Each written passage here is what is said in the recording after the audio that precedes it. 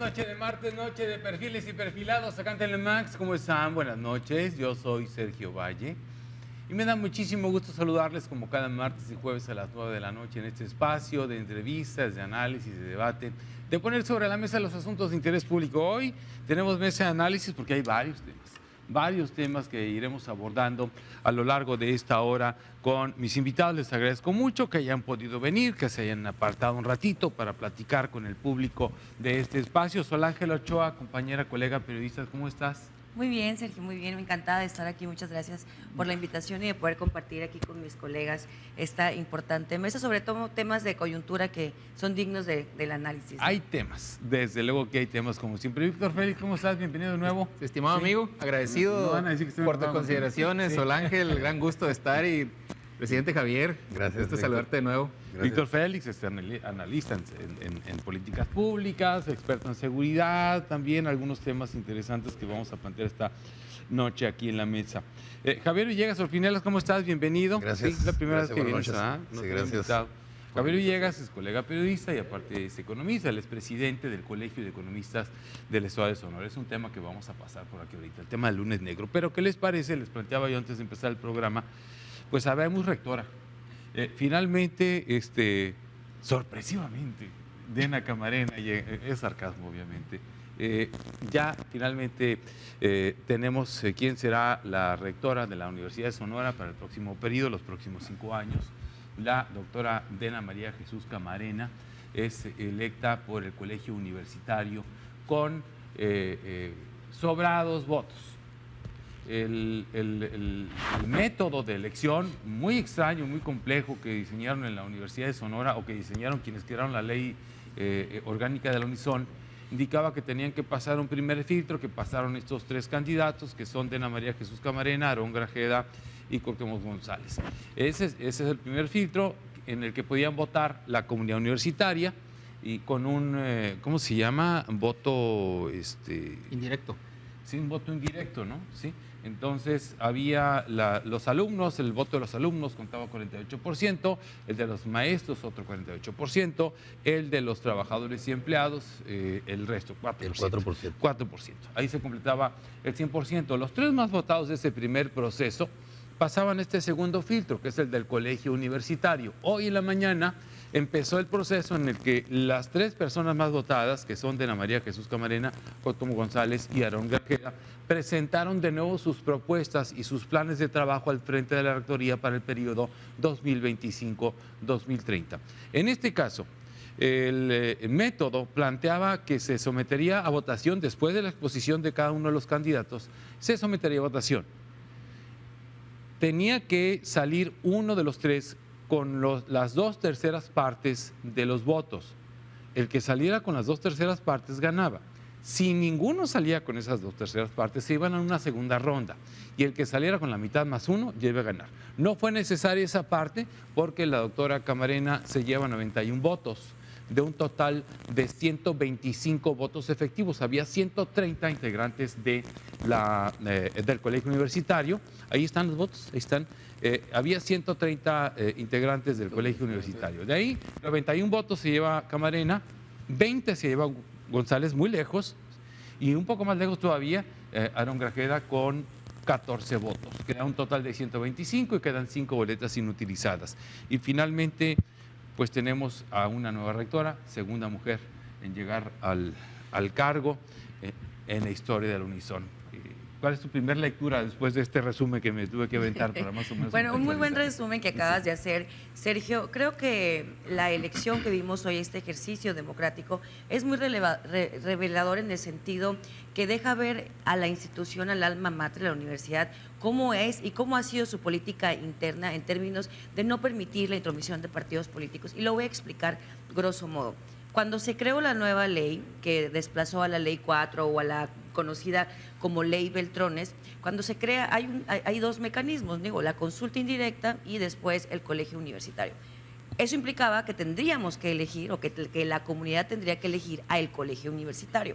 Cuando se elige el colegio universitario en una primera elección, es revelador que la misma universidad destacó o quitó de encima aquellos perfiles que representaran a los perfiles afines al partido en el poder, es decir, a Morena o cualquier otro partido político. Y de entrada revela lo que exhibe la esencia de la universidad, del ser autónoma. Trataron desde que se eligieron a las y los integrantes del colegio universitario, dejaron de lado la parte partidaria. Es decir, si Morena trató de operar, lo voy a decir así, si el partido oficialista trató de operar para tener a la mayoría de los integrantes del colegio, pues o operó mal o de plano no operó, o operó mal, pero operó mejor la estructura que ya existía dentro de la universidad. Entonces, lo que vemos en este momento como el resultado de toda esta nueva ley y la implementación de la misma es también algo que ya se veía venir. A ver, no había sorpresas. Antes de que fuera la elección, antes de que incluso de que salieran las y los candidatos oficiales, sabíamos que Dena Camarena era la candidata de la rectora. Tal vez no sea química, pero pertenece a ese grupo importante. Y sabíamos que los químicos tenían la mayoría en el colegio universitario, de tal suerte que era evidente, bueno, no creo que haya sido amañado, no creo que haya sido de esa naturaleza, pero sí creo que era evidente la tendencia de que iba a ganar. Porque quien creo que esto es importante, que de pronto toda la comunidad universitaria va a salir a votar por una decisión propia, pues sería negar la naturaleza de la misma democracia que existe no solamente en las instituciones públicas, sino también en nuestro país. La gente sale a votar porque existe movilización y la movilización existe más allá de lo que la ley dice que es prohibido. Realmente existe movilización y existe el tratar de invitar y trabajar y que una estructura completa trabaje a favor de un candidato o una candidata. En este caso la universidad dejó claro lo que siempre ha sido autónoma, que no permite que incluso con la nueva ley pudieran llegar liderazgos que históricamente se habían sentido dueños de la universidad. A ver, aquellos grandes guerrilleros del 94 fue cuando entró la ley Beltrones que decían no queremos esta ley. Antes, ¿no? Habían creído o creían que podían de ellos representar a la universidad, pero por sí misma, a pesar de que bueno necesitaba un refresh democrático, realmente la universidad habló y creo que eso es lo que revela que la universidad es autónoma y que quien quiera liderar tendrá que de ahora en adelante tener los consensos, de ahora en adelante ganar en el colegio universitario y eso va a costar pues parte importante para que empiecen a realmente democratizar. Yo creo que esto es un primer paso para buscar la verdadera democratización de la vida interna de la Universidad de Sonora. Como ves, hay una maquinaria bien aceitadita que funciona muy bien, así como relojito dentro de la Unison. ¿Tú cómo interpretas o lees esto que pasó? Fíjate que se me hace muy interesante el ejercicio. Los 6 candidatos pues muy activos, pero definitivamente el perfil de Dena Camarena pues era el mejor, es el mejor más bien, para hacer más, para fortalecer el perfil de lo que es la universidad, cualquier universidad, que es el perfil académico.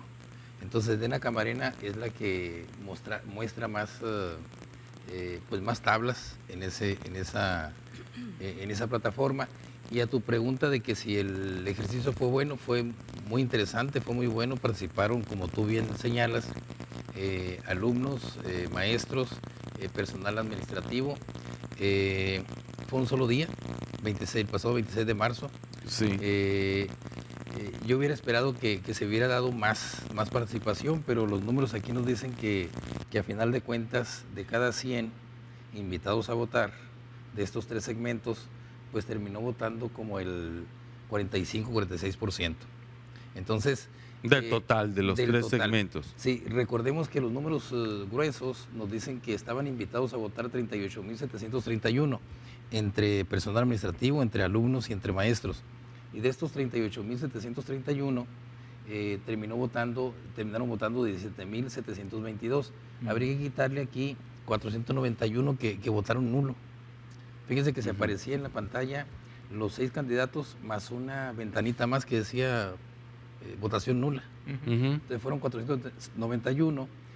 A final de cuentas, se pegaron o se sintonizaron a la votación 46 de cada 100. En ese momento, ya las votaciones al final de ese 26 de marzo, salen unos preliminares y ahí ya se ve la contundencia de quién va arriba en las votaciones. Yo saqué mis números por acá, Sí. y veíamos que era 40.41% para Dena Camarena de esta votación, el 32.45% para Cuauhtémoc González del Estaus y el 21.13% para Aarón Grajeda. Pero por ahí salieron numeritos que dicen, que se afinaron en torno a una ponderación, y Dena Camarena salía con 39.33%, Cuauhtémoc González con 28.70%, y el doctor, los dos anteriores son doctores, también doctor Aarón Grajeda, con el 19.36%. Aquí es importante señalar, Sergio, que lo que tú comentabas hace un momento, pues fueron 119 las votaciones. Hace un ratito comentamos aquí con Víctor y con Sol Ángel que habían votado creo que 125 y como 5 fueron nulos o uno 130. menos. 130. 130 en total. Ok. Sí, incluido las 5 boletas inutilizadas. Sí, y entonces si consideramos porcentajes ahí, fue el 72% para Dena Camarena. Sí. Tú lo mencionabas ahorita muy atinadamente. 91 votos. Sí, 91 votos, sí, pero equivalente al 72.8%. Y en porcentaje puesto así. Entonces, si necesitaba ella en esa primera ronda, o el que ganara en las 2/3 partes, pues se le pasó la mano en el buen sentido de la palabra. ¿Por qué? Porque termina con 6, 7 puntos arriba la ganadora, así que ni cómo patalear, ¿no? Entonces, la diferencia entre Dena y el segundo lugar, que fue Cuauhtémoc González, pues son como 70, 71 votos, ¿no? Claro. A ver, tengo que ir al corte. Déjame hacer una reflexión y dejarles la pregunta y vas a seguir tú, Víctor, después del corte. Bien, esos son los números, los explica muy bien Javier. Esto plantea una pregunta. Primero, todos los aspirantes se sujetaron al proceso que estaba marcado en la ley. Todos. Entonces, no se puede decir que ni que es fraude, ni que es antidemocrático, ni que es un proceso democrático que la universidad aceptó y que todos los aspirantes siguieron, ¿sí? Eso está claro. Entonces, es un triunfo democrático el de la doctora. Estableciendo eso, queda la pregunta entonces. ¿Sigue habiendo un grupo predominante al interior de la Unison, aún ahora con la nueva ley orgánica? Dejo la pregunta y a ustedes me contestan después del corte.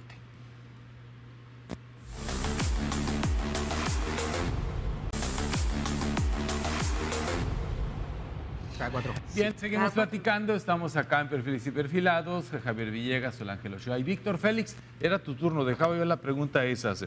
Me parece muy importante establecer esta parte. O sea, el triunfo de la doctora Camarena es un triunfo democrático. Se dio con el proceso, se siguió el proceso que se plantea en la ley orgánica. Todos aceptaron participar en esas reglas.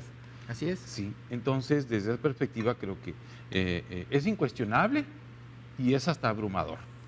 Totalmente. Sí, pero bueno, surge ahí una pregunta. Totalmente, estimado Sergio, y sobre todo como egresado, como búho de mi alma mater, la Unison, me siento contento porque es una muestra de madurez de la comunidad universitaria. ¿Cómo ha resuelto este proceso electivo de rectoría? Hoy, más que dirimir lo que ha pasado, lo que hay que estar ya viendo es hacia el presente futuro. ¿Por qué razón? Porque hay dos retos importantísimos. Si bien es cierto, la doctora Dena es una de las más preparadas, no quitamos ningún mérito a los otros participantes, pero tiene hoy por hoy no solamente el reto de la modernización de la Universidad de Sonora, sino también el reto de la profesionalización de la Universidad de Sonora. Que la Universidad de Sonora se convierta ante la nueva coyuntura social mundial, en el caso de la transformación productiva que se está viviendo hoy por hoy, donde Donald Trump la está acelerando de una manera impresionante. Que de eso vamos a hablar ahorita al ratito. Hoy la universidad tiene que volverse profesionalizante, tiene que empezar a abandonar un porcentaje más todavía aquellos procesos teóricos de conocimiento que ha estado muy imbuido, pero sí trabajar en los procesos profesionalizantes. Porque lo que viene al mundo, los retos que vienen a nuestro país, a nuestra comunidad, ya son 70% de carácter de la ciencia, las tecnologías, la energía, las artes y las matemáticas. Luego entonces trabajar sobre una universidad que esté viendo lo nuevo, es decir, lo que le llaman la cultura STEAM, preparar a nuestros jóvenes, tiene hoy una plataforma formidable que es este grado de madurez que hoy ha presentado la comunidad universitaria Los desvaríos que pudieran presentarse en el proceso electoral, sin duda son signos de cualquier proceso, como aquello cuando se juntan los candidatos con menos votos, Sí. tratando de igualar o rebasar a la candidato que obtuvo el primero. Pero eso ya debe quedar como la anécdota del proceso. Lo que viene ahora es ver el futuro de nuestros jóvenes, la profesionalización y sobre todo la calidad de los docentes y evidentemente el crecimiento del empleado administrativo de la Universidad de Sonora. Bien, a ver, queda clara la autonomía de la universidad, ¿no? Totalmente. Sí, yo creo Quedó que clara sí, la claro. autonomía de la universidad. Bien, la única que me contestó la pregunta que le hice fue Sol Ángel. Ustedes dos, perdónenme el bullying, pero ni le No sacaron. quisieron contestar. Le es sacaron. mujer, pues Está tiene bien, está valor. bien. Yo no digo, nada más quiero hacer una Es aclaración. su porque- libertad. Yo aquí pregunto lo que quiera y ustedes me contestan lo que quieran. De eso se trata el programa, más o menos. Yo sí quiero aclarar algo. Mira, yo creo que Dena Camarena, al convertirse en la segunda mujer en ocupar la rectoría, tiene una gran responsabilidad. No solamente es la profesionalización, sino que la Universidad de Sonora vuelva a ser un referente en el estado de Sonora, no solamente por sus egresados, sino por su generación de conocimiento y las posturas que tiene la universidad en determinados temas públicos. La actual rectora Rita Plancarte, abandonó todo protagonismo de la vida pública. Entiendo que ella a lo mejor como persona no sea alguien que le guste estar opinando, pero cuando estás en un puesto que eres rectora, representas a toda la universidad. Sí. A mí me llamó mucho la atención que Dena Camarena no quisiera que no estuviera aquí en el debate. Y lo cuestioné y lo critiqué porque cómo es posible que la persona que aspira y que en este momento ya es la titular de la rectoría de la casa de estudios más importante del estado de Sonora se niegue a asistir a un evento, a un lugar en donde se van a confrontar las ideas de lo que va a ser el futuro de miles y de miles de jóvenes que egresen de la universidad y que son quienes van a moldear nuestra vida pública, aquellos que vayan a ser políticos, profesional, que vayan a estar cambiando y profesionalizando y además van a ser aquellos que vayan al acorde con las nuevas políticas de gobierno, con el plan Sonora y con todo lo que mencionaba ahorita aquí Víctor. Entonces yo sí creo, nuevamente lo voy a repetir, que sigue existiendo un grupo de poder, como existen en muchísimos nichos, sería imposible o pecar de ingenuos que no existe. Creo que sí es un sistema democrático y creo que los retos que vienen para ADENA no son fáciles, pero que si los hace y si sabe sortearlos bien, seguramente vamos a tener buenos resultados en la Universidad de Sonora. En su momento, gracias Sol Ángel, en su momento la ley orgánica que ya derogada provocó, mal o bien, una evolución importante en la Universidad de Sonora. ¿Sí? Quienes pasamos, yo también soy egresado de la Unison, quienes pasamos por la universidad, quienes vivimos la transformación de la universidad, de la llegada de esta nueva ley orgánica a principios de los 90, vimos cómo fue evolucionando positivamente la universidad. Pero aquí, por esta mesa pasaron los 6 aspirantes a la rectoría. Entrevisté a los 6 aquí.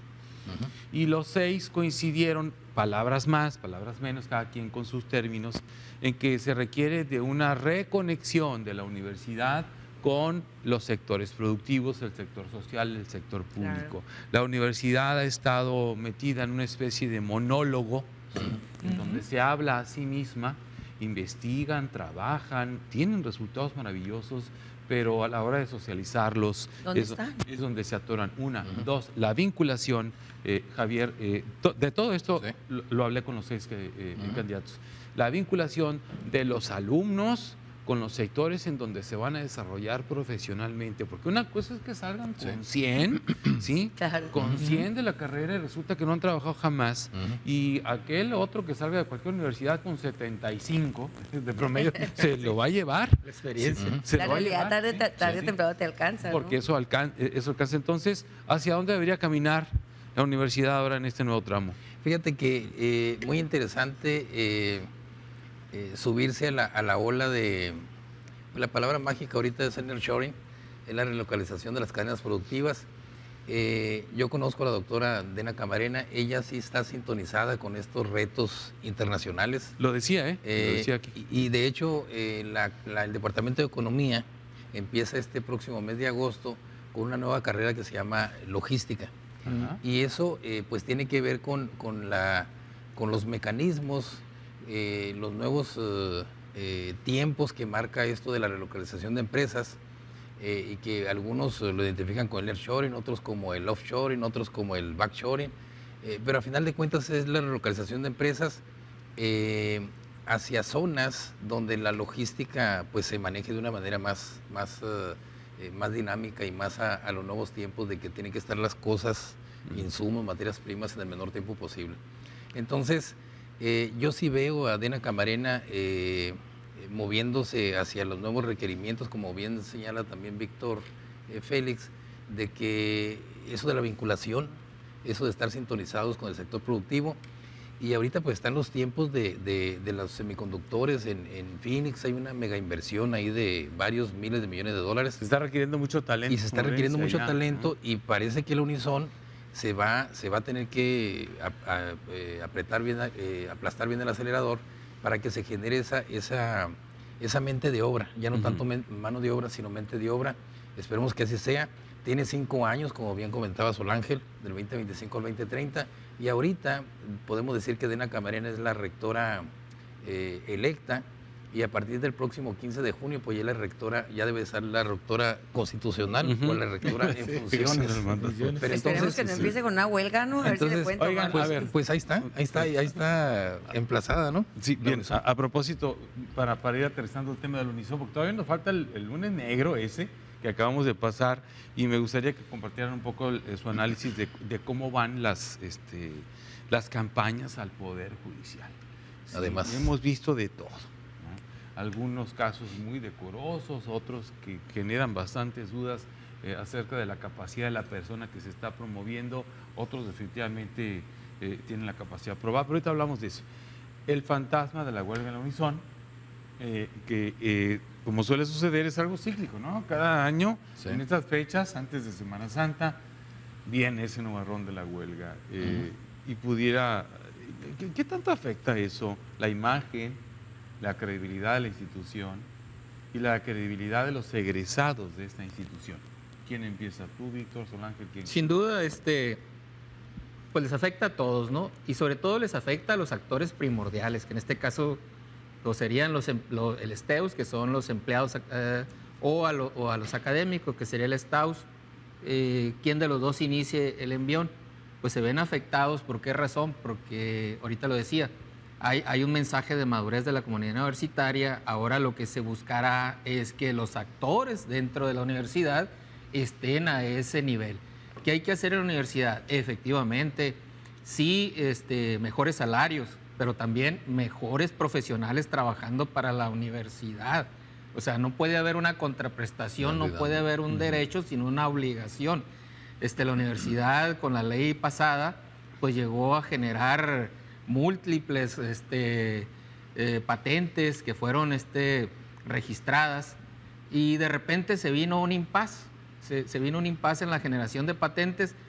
¿Qué es lo que sucede? Pues es una combinación, sí, del Sistema Nacional de Investigadores, es decir, de los académicos en la Unison, pero también del modelo de apoyo que son los trabajadores, los empleados de la Unison, porque para producir pues necesitas instalaciones dignas, necesitas equipamiento, necesitas servicios para eso.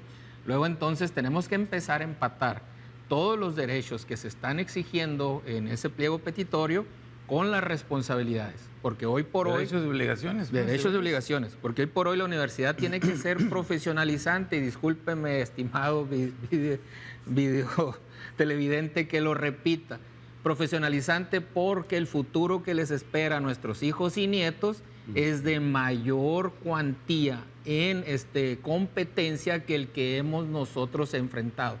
¿Qué requiere para que nuestros hijos y nietos, sobrinos y familiares, vecinos, estén mejor preparados? Se requiere, sí, mejores maestros, pero también se requiere mejores empleados en la Unison. Entonces, ese modelo que se establezca con este nuevo formato de madurez, sin duda le va a dar, no nada más a la Unison, al Estado de Sonora, una nueva potencia para poderse meter a la relocalización de empresas. Bien, tengo que ir al corte. Al regresar, salvo que tienen algún comentario de conclusión sobre esto, vamos a pasar ese famoso lunes negro, que ya lo tenemos ahí registrado, la caída de las bolsas y demás, pero esto tiene un fondo no necesariamente económico. Ya sabemos lo que está haciendo Donald Trump, poniendo de cabeza al mundo con el tema de los aranceles, y el análisis que ustedes nos puedan compartir sobre cómo nosotros aquí en México estamos sorteando esta situación y lo que subyace pues también detrás de esas medidas en lo que refiere a la relación que tenemos en nosotros, México con Estados Unidos. Es una relación compleja, es el tema del intercambio comercial, es el tema de la seguridad, es el tema de la migración y además el tema de los aranceles, porque aunque pues parece que nos andamos llevando muy bien, pues los aranceles al acero, al aluminio y a la industria automotriz, ¿me equivoco? ¿Sí? Por ahí va. Esos Ahí están. están. Entonces, una repasadita a ese tema también después del corte y regresamos ya al tercer bloque de Perfiles y Perfilados.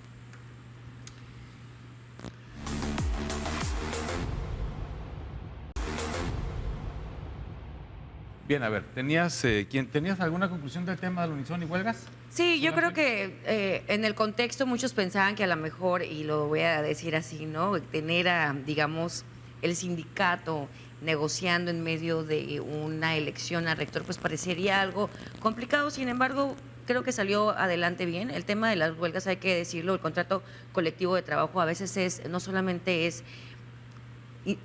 creo que es en el tiempo inconcebible. Tienen que volverse a revisarse ese contrato colectivo de trabajo y coincido totalmente con Víctor en el sentido de que no nada más es el tema de los derechos adquiridos en el tiempo. Hay prebendas que son insostenibles también y hay que decirlo, hay académicos que ya ni clases dan y que los defiende el sindicato, que en lugar de dar 8 van 6 clases. Entonces, también creo que es importante que quienes están en la universidad, quienes son los que están programados o los responsables de educar a las futuras generaciones, pues se hagan responsables de lo que les corresponde. No se les está pidiendo más, se les está pidiendo que hagan lo que les corresponde como académicos y que el sindicato no respalde operaciones que sean injustas con el contrato colectivo de trabajo. Al final de cuentas, el emplazamiento a huelga es un derecho del STEUS y del Estado, sucede cada año, no es que ya porque hay un emplazamiento significa que ya va a haber huelga, lo tienen que hacer así, lo tienen que hacer así por ley y entonces vamos a esperar, creo, al 29 de abril a ver cuáles van a ser la situación y la votación, ¿no? No se les pide más, pero tampoco menos, ¿no? Sí. Javier, tu conclusión del tema. Fíjate que a propósito de si le pega o no le pega, si afecta o no le afecta las huelgas a nuestra máxima casa de estudios aquí en Sonora, pues definitivamente sí le pega. Y si nosotros queremos jugar a las grandes ligas, queremos tener una universidad realmente competitiva, pues tenemos que estar trabajando fuerte en la fortaleza académica de la universidad y estar compitiendo por aparecer en los rankings de las mejores universidades de México y estar compitiendo siempre es muy bueno. En relación a los contratos colectivos de trabajo, pues qué bueno que se estén esas presiones, pero yo sugeriría, si hubiera chance de hacer propuestas, de que sí se pongan las negociaciones sobre la mesa, pero que de alguna manera se encripte o se ponga un candado para que no esté pues la amenaza de la huelga. Ya en otras universidades hay una especie de acuerdos anticipados, se llegan a negociaciones, pero no desembocas. Se van negociando con meses de anticipación. Sí, y no desembocan en huelgas. Pues entonces sí es desgastante y eso sí nos pega a la Universidad de Sonora. Lo ideal sería que se fuera puliendo, que se fuera tejiendo fino, para que eso no pasara cada año, que no sea una especie como de atractivo. Oye, vamos a visitar Hermosillo porque ya están en huelga ya. Vamos a ver como ¿cómo se dice? Un paseo turístico. Sino que más bien que vengan a Hermosillo, pero para estudiar, que sea un lugar, la Unison, muy serio, muy profesional, y terminaría diciendo que aspiremos como universidad a ser de las grandes ligas. Sí, pues es casi un atractivo, ¿no? La Sauceda, el Cerro del Bachoco, ¿sí? Las huelgas en la Unison. No. Tendríamos que evolucionar en esa parte. Había un planteamiento, lo hacía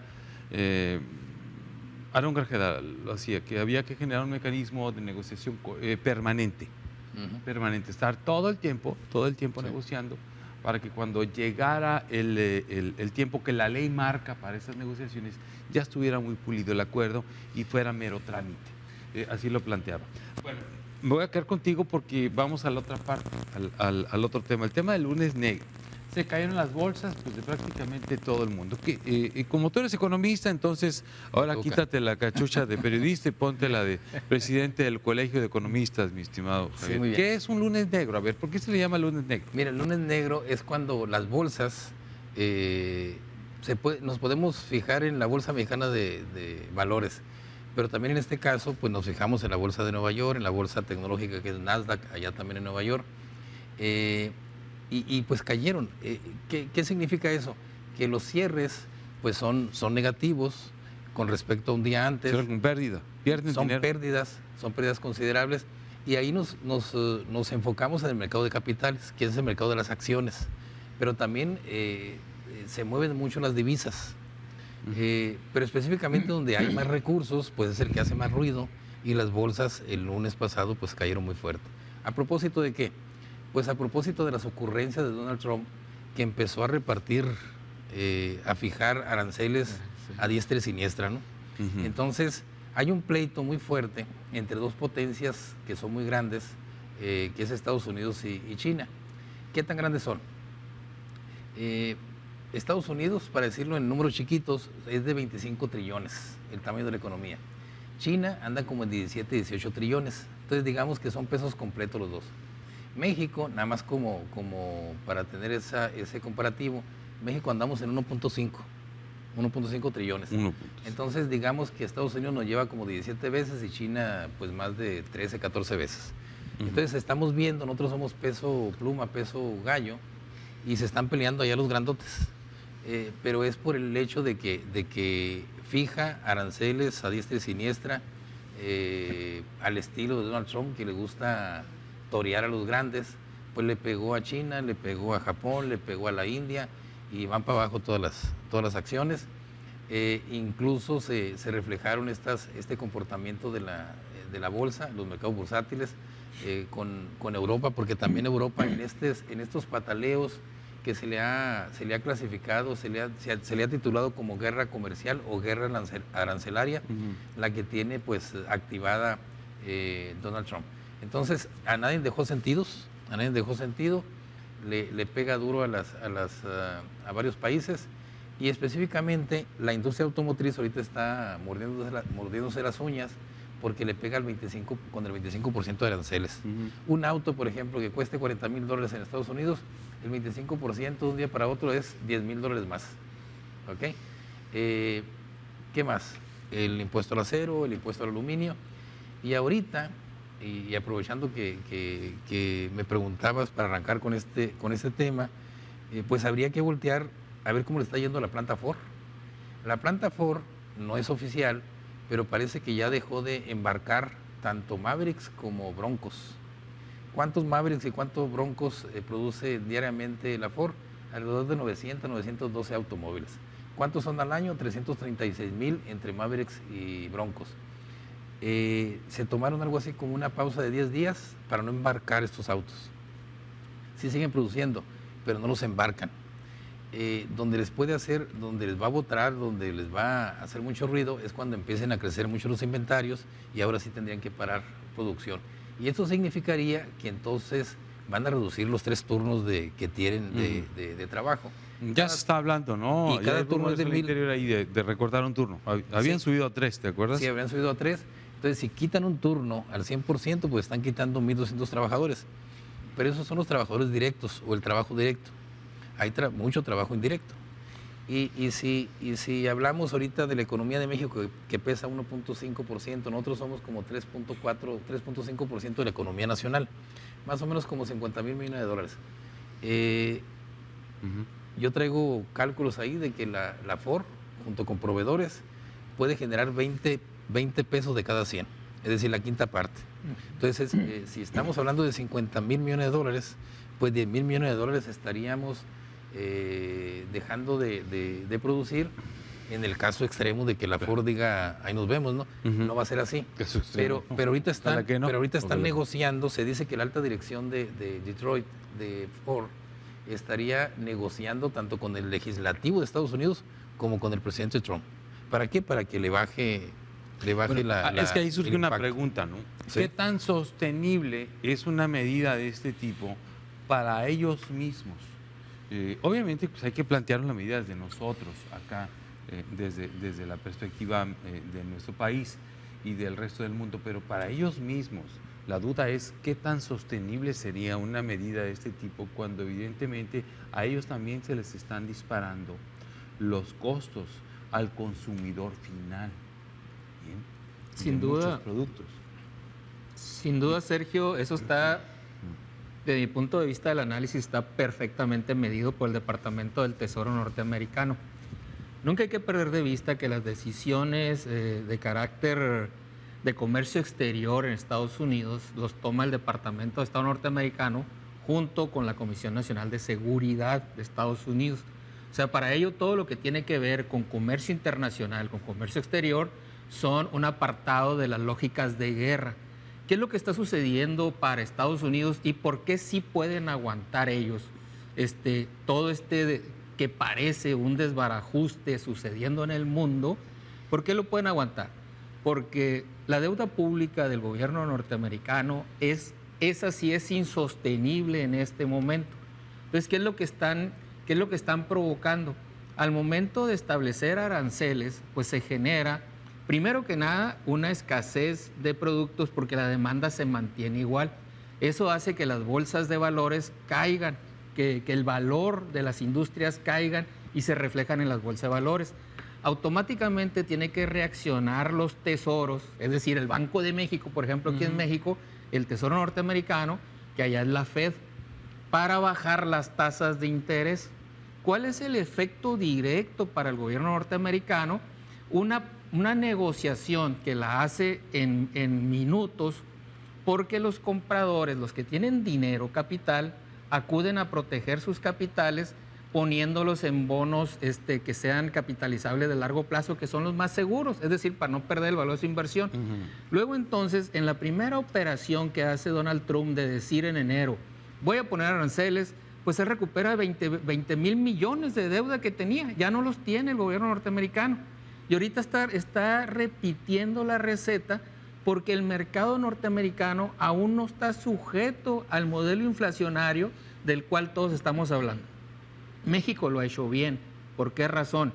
Porque nosotros no debemos, como mercado productor y altamente interrelacionado con las cadenas de producción de Estados Unidos, pelearnos con Estados Unidos. Porque, por ejemplo, los autos que tenemos producidos, es decir, ya hechos, aquí en Foro Hermosillo, nosotros no se los vamos a vender a China, no tenemos mercado, no se los vamos a vender a Europa. Entonces, lo único que hay que hacer es que el precio, el valor de esos productos ya bienes tangibles, en Estados Unidos van a subir de precio porque la demanda se mantiene. Es cuestión de aguantar una parte de tiempo que evidentemente está perfectamente medida por el gobierno norteamericano para volver a colocar esos productos. Entonces yo no pienso en ningún momento que Donald Trump está haciendo las cosas a tontas y a locas, porque los resultados para disminuir el déficit de la deuda pública del gobierno norteamericano, las ganancias que ha tenido son perfectamente tangibles y formidables. Él está bajando su deuda. Al final del año vamos a regresar a un modelo abierto de comercio internacional como el que conocíamos antes del Donald Trump arancelario. Bien, tengo que ir al corte y regreso ya para el bloque de cierre de este Perfiles y Perfilados.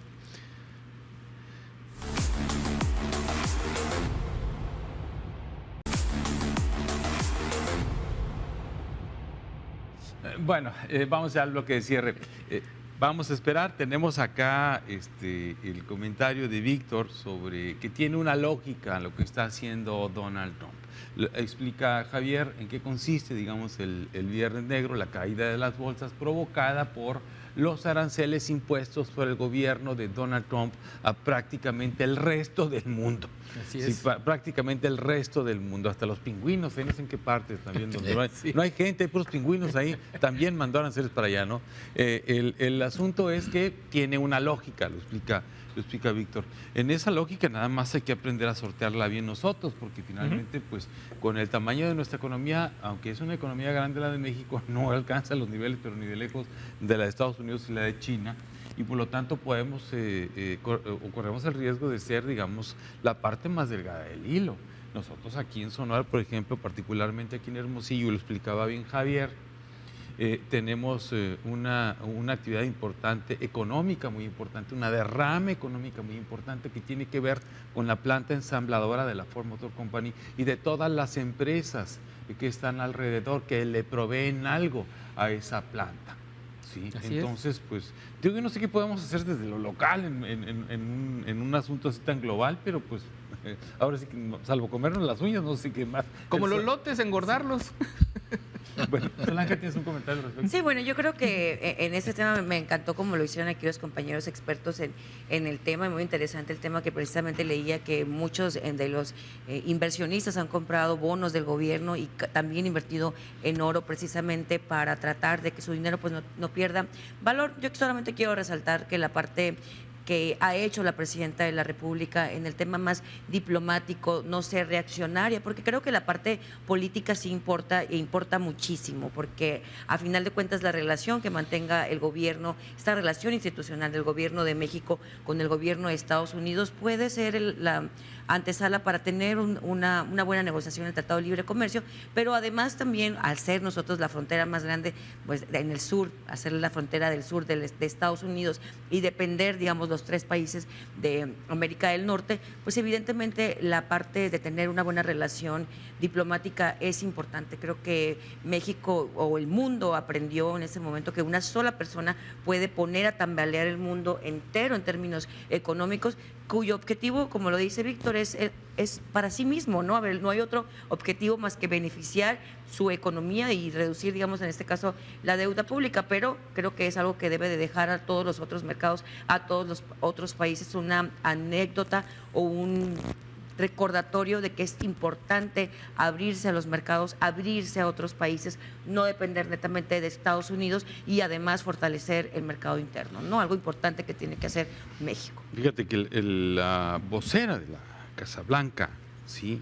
Caroline Leavitt, ella estaba hablando en una conferencia de prensa contestándole a los reporteros que Donald Trump y Claudia Sheinbaum, a propósito que lo mencionas, no era el tema original, pero qué bueno que lo mencionas porque también tiene mucho que ver la capacidad que tenga nuestro gobierno de sortear este tipo de situaciones y el equipo que tenga la presidenta Sheinbaum de sortear este tipo de situaciones y de estar pues, capoteando, si vale el término, todos estos meteoritos que nos andan pasando muy cerca, ¿no? Sí. Y ella hablaba de la vocera de la Casa Blanca, que Trump y Sheinbaum tratan directamente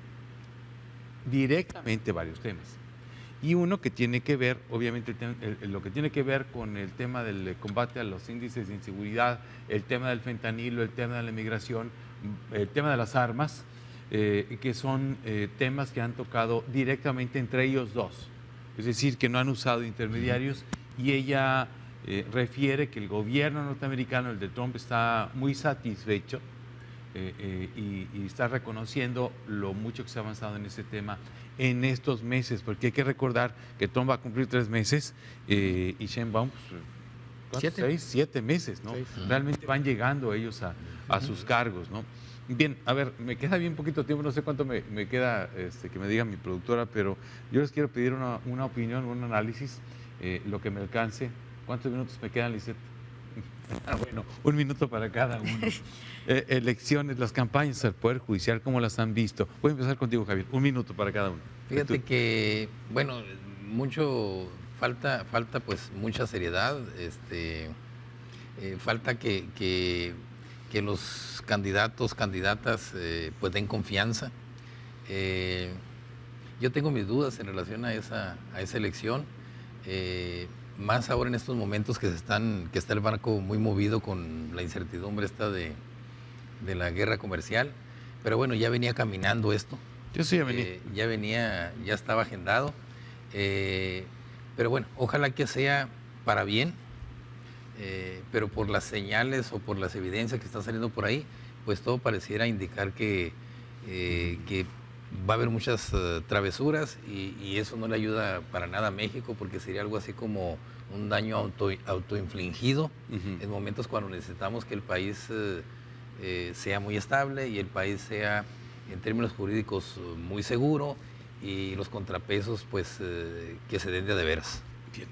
Víctor, tu minuto.